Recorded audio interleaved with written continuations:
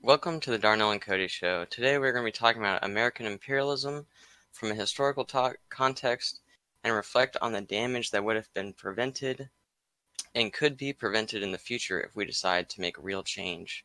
To start, American imperialism is, in my eyes, defined as the economic, military, or cultural influence of the United States on other countries.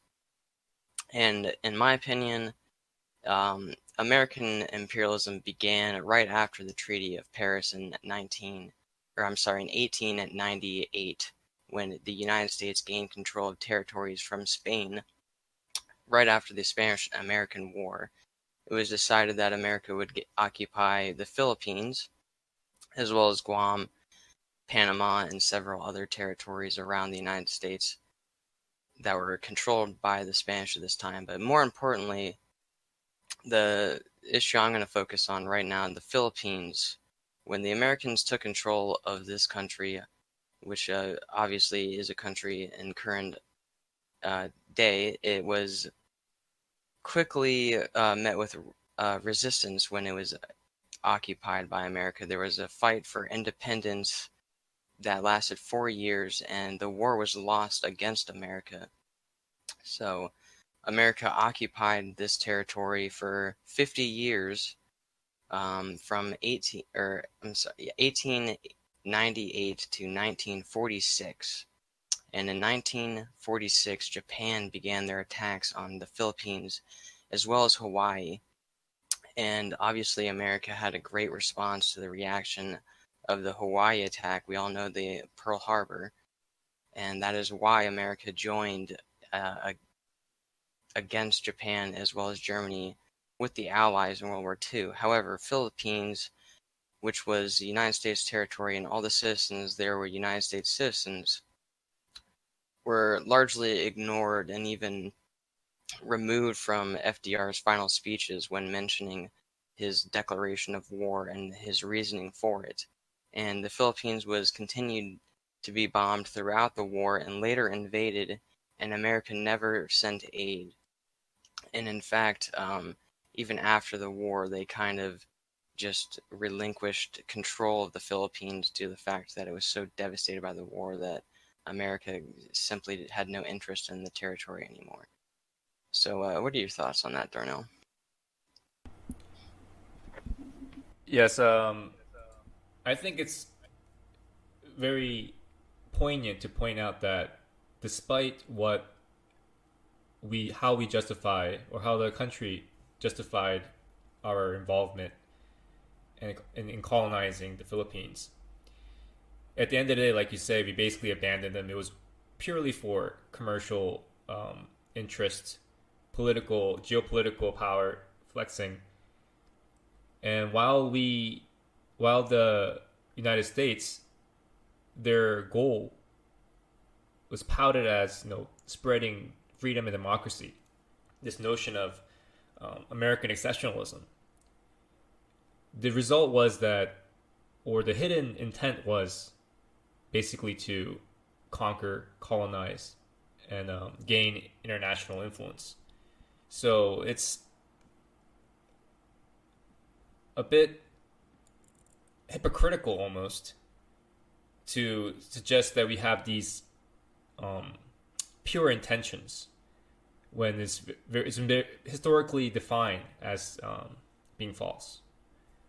So after, what really points hits this point home is that after the uh, Treaty of Paris, what erupted was the Philippine-American War, and that was the Philippines fighting for independence after the treaty stated that America would receive the Philippines as a colony from the Spain. So the Filipinos fought against American rule. They wanted their own. They wanted to be independent.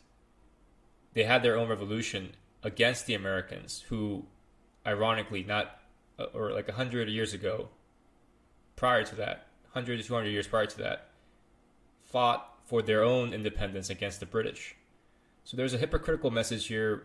They're going around the world spreading this notion of American exceptionalism where they're trying to spread liberty and democracy, but in effect, they're no different from the tyrants that they were seeking independence from historically.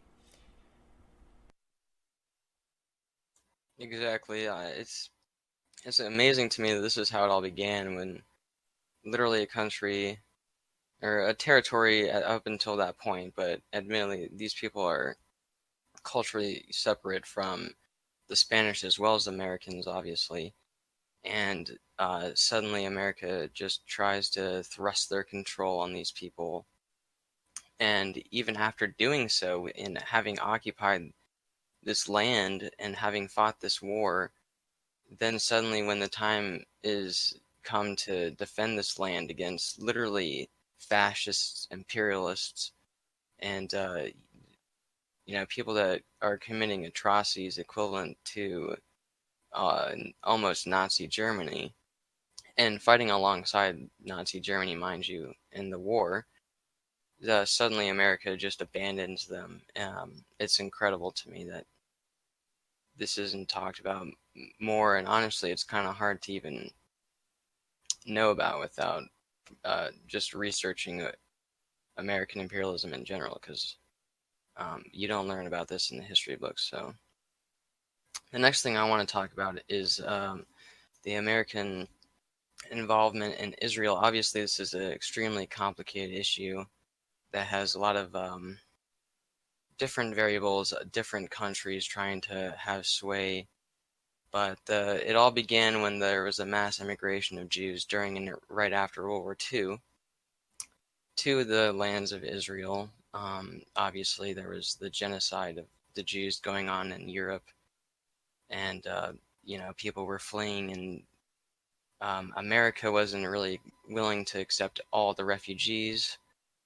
Yeah, not the greatest time of American history, and we can kind of reflect on that now as there's refugees on our border. But needless to say, we didn't accept every single one of the Jewish refugees from World War II. So these people had to decide where to go, and most of them decided to go to their quote unquote ancestral homeland. So they decided to create this nation, and turn America obviously helped them right after World War II. Truman decided against the will of Churchill and the UN for a two-state government that would be ruled by Jewish people and Muslims in the area.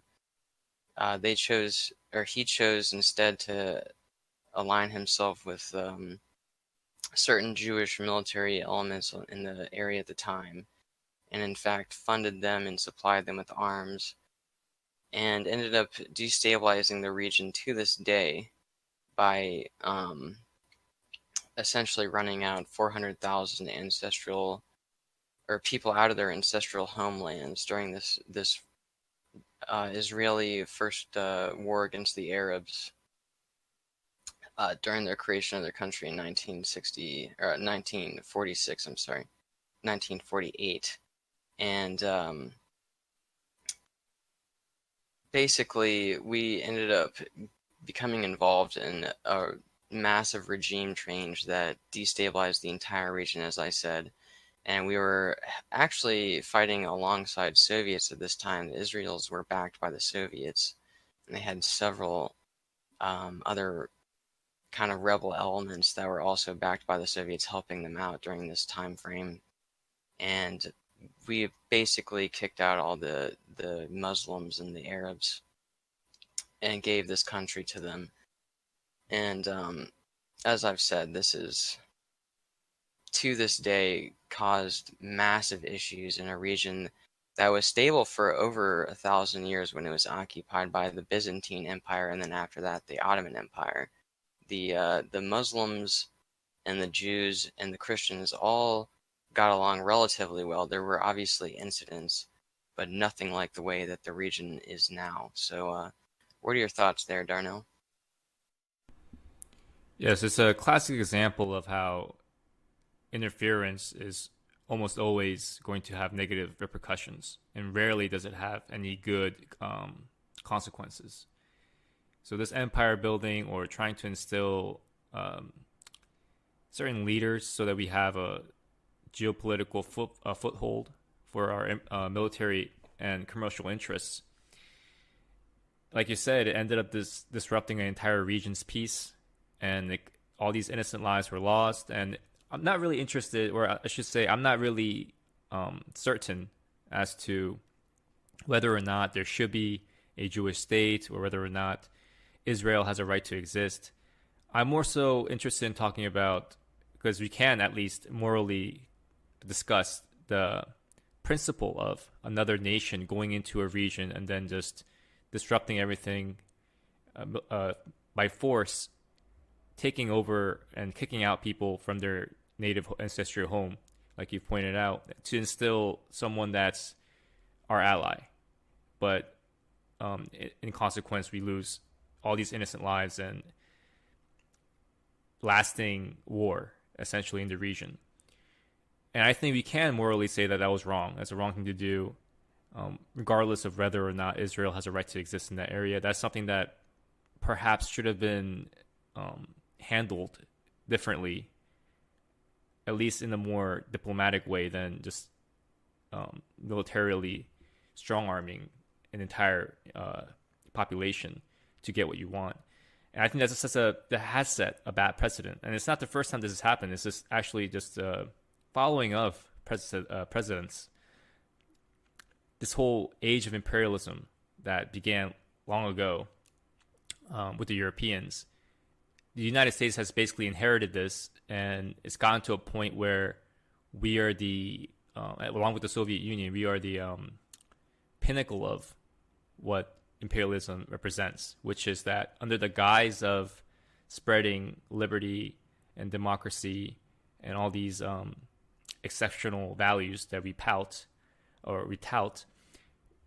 the reality is that we are doing all this for commercial interests, for oil, for resources, and it's paid for in blood. It's paid for in blood. It's paid for in lasting war, and it's time that we have to really look at this from not just a historical point of view, but what we want to do for the future, like you've mentioned earlier.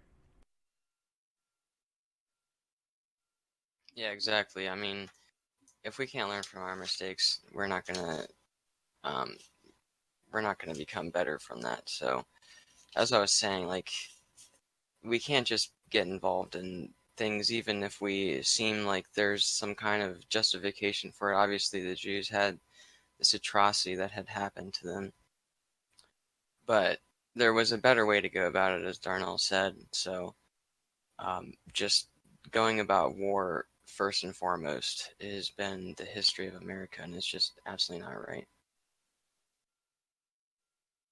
So next thing, I think Darnell, you had something on the Banana Wars.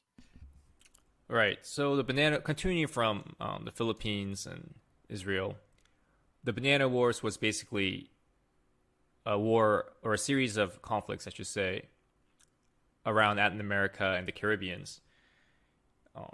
For example, Panama, Nicaragua, Dominican Republic, and this actually wasn't a war for democracy and liberty. It wasn't even framed as a kind of democratic spreading of American value war. It was really just, as the name suggests, about commercial interest in fruit companies. So the United Fruit Company and the Standard Fruit Company, they had a very big commercial interest in Latin America, and as a result, basically, the United States went around, and as an extension to the Monroe Doctrine, there was something called the Roosevelt Corollary, which was basically that the United States will intervene in conflicts between Europe and Latin America to enforce its claim, and not allow the Europeans to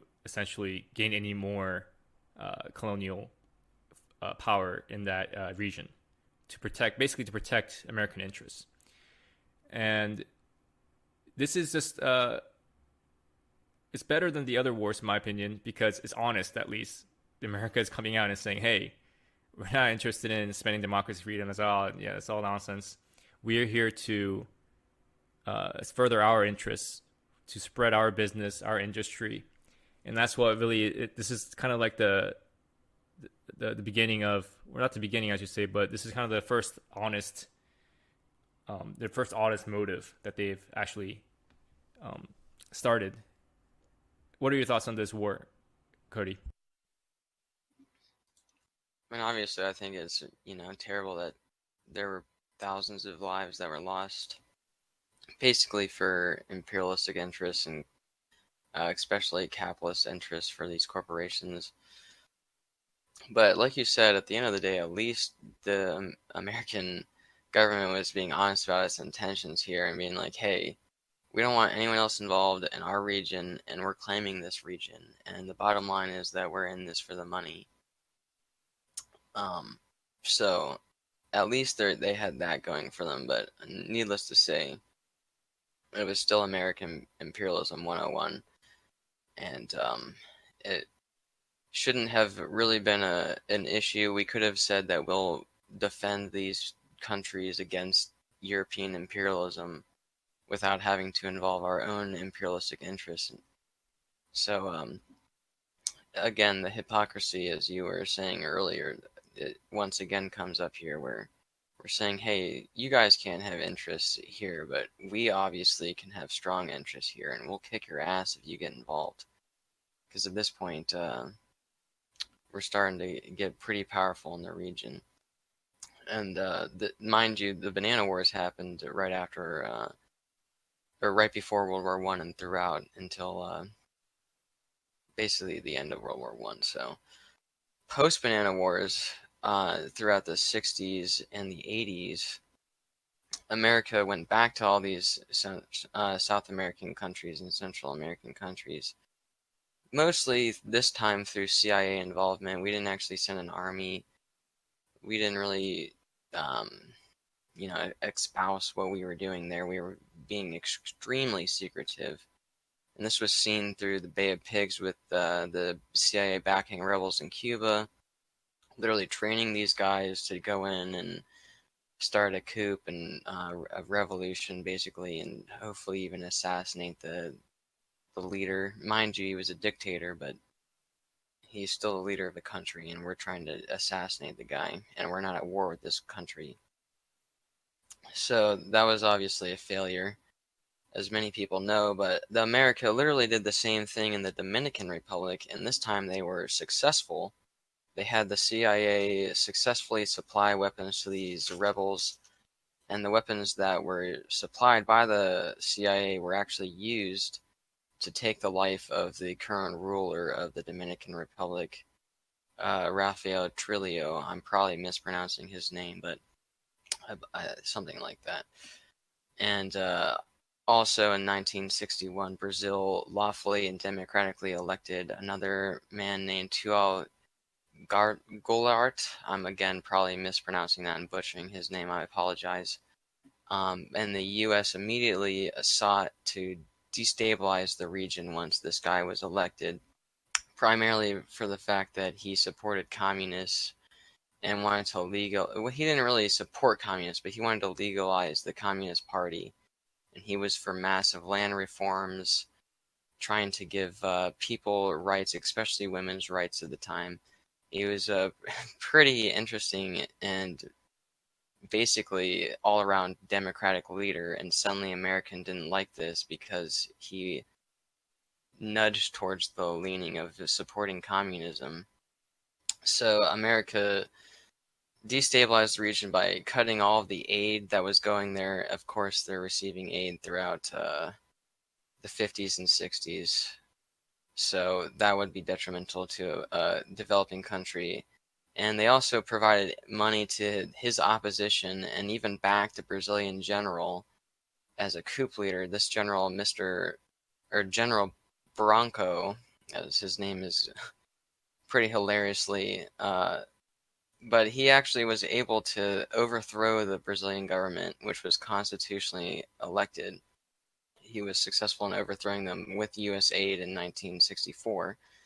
And this history was repeated all throughout Bolivia and Chile during the 70s, as well as El Salvador and Nicaragua later on. So we have had a repeated history of just having democratically elected leaders inside a country being overthrown by American interference, just specifically for our own geopolitical interests as well as Cold War interests, primarily, really, at the end of the day. So it's disgusting that as the quote unquote defenders of democracy, we're getting ourselves involved in overthrowing democratically elected leaders throughout the world.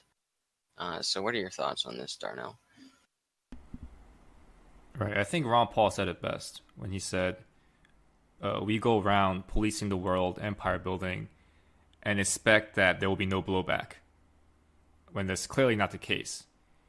And when you look at mainstream media or talk to the common American, they tend to think that America is only about freedom and liberty, and there's no sense in our history.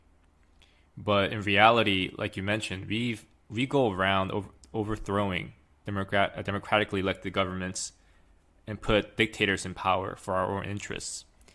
And then we have the gall to say that we have these American values that we want to spread. The hypocrisy and the downright ignorance of the mainstream population, really, where you can't even say that 9/11 was a consequence of blowback. We have to pretend that 9/11 was just a bunch of mean, evil people doing bad things to us for no reason because we are free and prosperous, and they were jealous and they had to commit suicide bombings because of that. Now, the reality is that we are going around doing horrendous things abroad, and our foreign policy is riddled with horrors.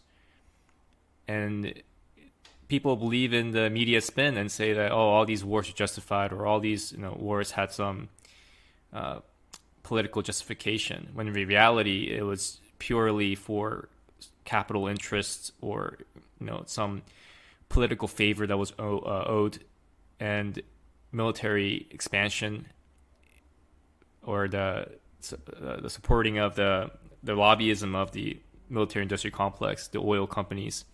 The list goes on and on. It's really essentially all about money, all about power, and nothing about actually spreading freedom to people and giving people democracy. Even the Cold War, we like to pretend it was a battle of ideals. It really was just two superpowers competing each other for international dominance. It was about military dominance of the world. And I think people, or the general population, tend to, even historically, tend to put it in a favorable light and say, oh no, it was about democracy and promoting democracy against the evil and dangers of communism. In reality, it was really about just America protecting its interests and trying to further its interests, just as the Soviets were. And it has very little actual moral quality to it. It was more about power and material interest directly. What are your thoughts on that, Cody? Well, I agree. There's actually a perfect example of that in Korea, interestingly enough. Obviously, as you said, the media doesn't want to tell the truth about this stuff, and they've even specifically thrown Tulsi Gabbard under the bus, calling her like a Russian asset because she's able to question these regime change wars. And Hillary Clinton's out there calling her like a Russian asset as well, or something of that nature. It's just so disgusting that we can't even have honest conversations and reflect on our history as a nation to try and better ourselves in the future. But as I was saying, with Korea, obviously we occupied the great deal of Korea, basically all of Korea south of the 38th parallel for 2.5 years after World War II. We immediately installed a right-wing president named Sigmund Rhee, right around 1948, who was largely looking out for wealthy businesses and landowners. Of course, most of these businesses had business in American corporations or industrial building within Korea themselves, like road building and all this stuff after the war. So America quickly got permission from the UN to send UN troops over into Korea and their occupied lands because they could sense that this war was brooding from the northern-backed Soviet Union regime, as well as China. Obviously, the People's Republic of China at that time was backing heavily into the communist side, even though they fought along our side during World War II, just like Soviets did. So basically, America pulled in all these UN troops, but of course, most of the UN troops are all Americans. So the war quickly ensued against the North, and there was a cold truce that exists even to this day that has totally destabilized this northern region, at least. The South Korea, I'm sorry, South Korea is doing pretty well, although admittedly their politics are quite skewed to the right even now. Businesses are doing really well, but people that are farmers and etc. tend to be struggling, similar to America in a lot of ways. And um, it's interesting because, as you were saying, of course, America had no interest at all in what Korea's best interests were during this time. During 1948 to about 1950, before the Korean War started, the Koreans, especially in South Korea, but even in the North Korean regime, they both wanted to unify. Both sought self-governance, removed from the Soviets, the Chinese, as well as the Americans and UN-backed regimes. But the biggest problem the Americans had was that the North had a lot of communists and nationalists in it.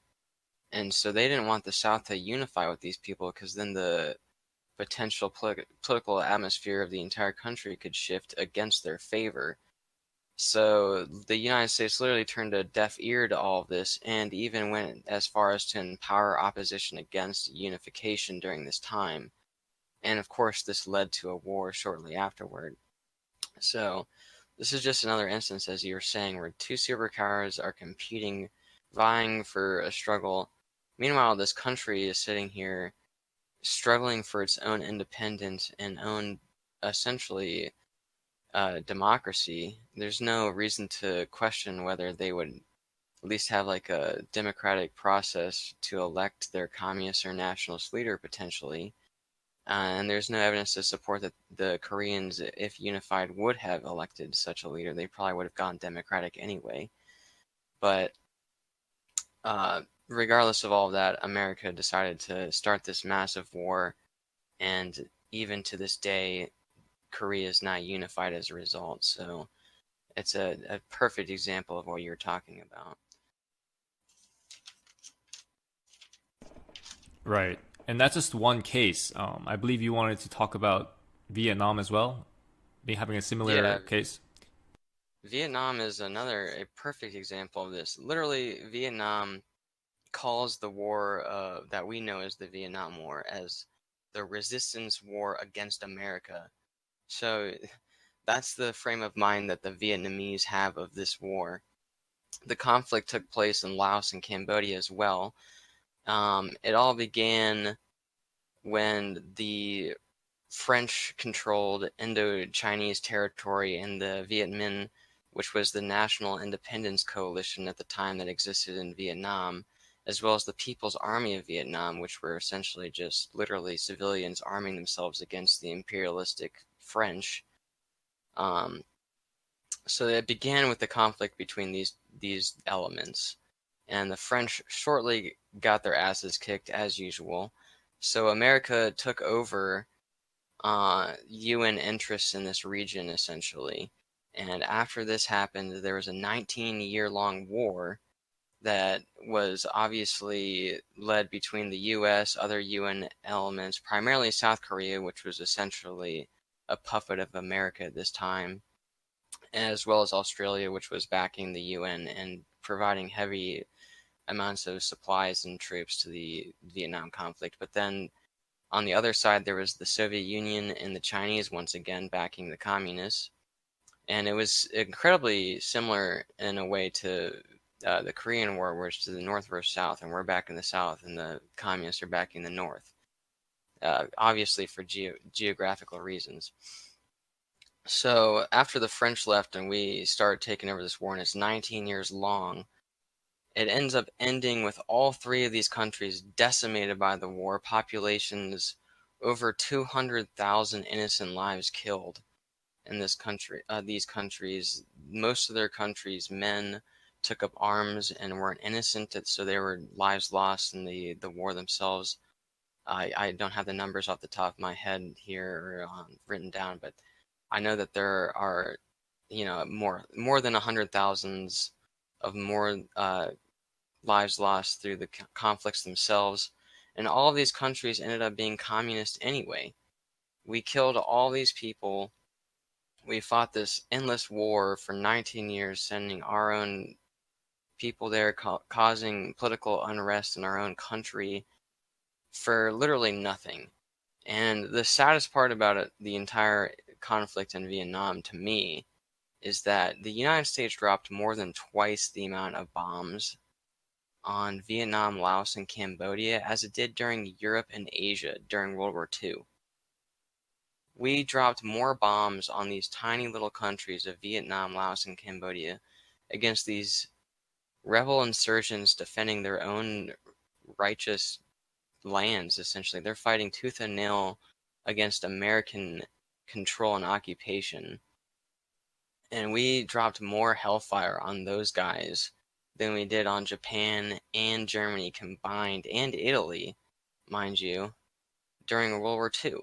That is the most disgusting statistic of them all to me. And it goes to show how dedicated we were to our imperialistic cause during this war. I just can't even believe that that's a true statistic, but it is. So what are your thoughts there, Darnell? Right. To me, the two key points to take away from from that war is that the hubris of American exceptionalism, as well as the hypocrisy, along with this idea of social Darwinism, which is basically saying that the stronger society will conquer the weaker society, and then that's the reason that's true is because the conqueror is essentially has a stronger ideology and stronger politics and stronger values. So they're applying these biological concepts to ideologies and values, social values and moral values. And if you apply that to the Vietnam War, essentially we're saying that communism is better. Because since the Vietnamese ultimately were able to repel the Americans and they won. So communism is better, and we should kind of accept communism in our lives now since the Vietnamese won. But of course, that's a flawed and stupid argument, but that's what imperialism has been. It's about conquerors saying that, well, we conquered you, so we're right. We were superior. We had better theories and better ideologies than you. So we have this right. We have this scientific right to rule over you and conquer and colonize you. This hubris is essentially what led to all these lives being lost, all these conflicts that are happening today, continuing to this day, as well as the repercussions of all these wars and violence that has occurred.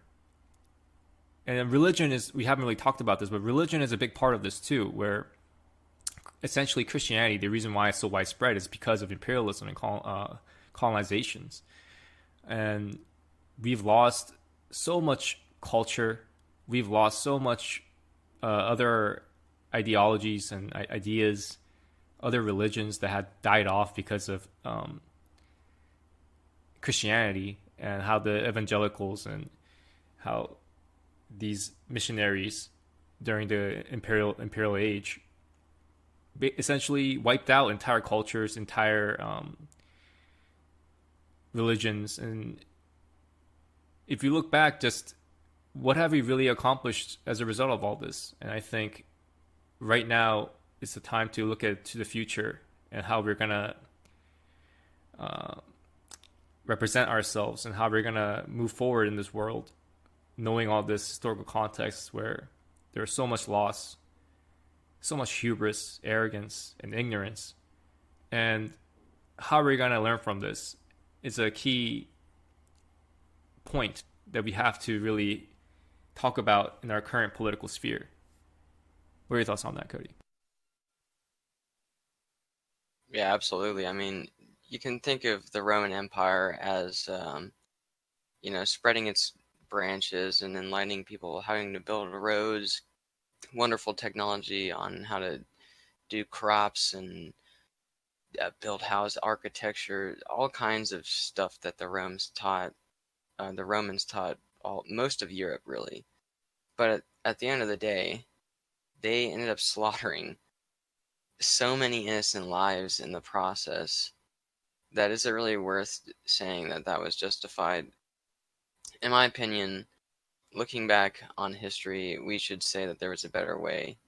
And for America, it's the same case. If we want to bring democracy to regions, then you don't need to start a war to do it. You can try and enlighten the people and make them demand change and give them the routes to make change happen through their own country without conflicts that end up killing the innocents that you're trying to bring democracy to. And bottom line is, America has never really cared about bringing democracy to these places. We've only cared about protecting our own interests, as Darnell has said. So until we really check ourselves morally as a country and try and recognize like what we do want for our future and how are we going to learn from our past.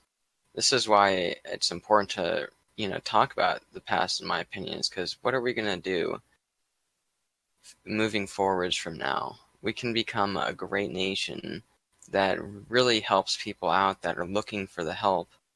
And we can also leave people alone that, they aren't looking for democracy and they aren't ready for it. There's no reason to try and force it on the 30% of the country that wants it when 70% doesn't, and you're going to have to kill the 70% to bring it to the 30. It's just ridiculous. And that's kind of what we've been going about for such a long time that I just really hope that America can change as a country and really recognize and reckon with ourselves that, we can learn from our mistakes. So, yeah, if you have anything to add there, Darnell. Right. As they say, the road to hell is paved with good intentions. But in this case, it's not even, good intentions. They have hidden intentions, and it's most of the times we'll tout liberty and democracy, but at the end of the day, what are we really doing? We're just looking out for direct interest in, capitalism and the like. And it's like you said, it's disgusting. At the end of the day, we have to give other countries the right to make mistakes and the right to have their own governments. We might say that, oh, it's silly to have a king in this day and age, but hey, who are we to enforce our values on other people unequivocally? There's a lot of gray area and there's a lot of nuance to these matters, rather than just saying America's number one, we'll do what we want. And I think that's kind of the dangerous mentality that we've had for a long time, and it's time for the mainstream common American to kind of wake up to this hubris and kind of align themselves to a more, I should say, humble approach to foreign policy and a more respectful view of our involvement in history. And I think that's it for this podcast. We'll catch you next time with another topic. Thanks, everybody.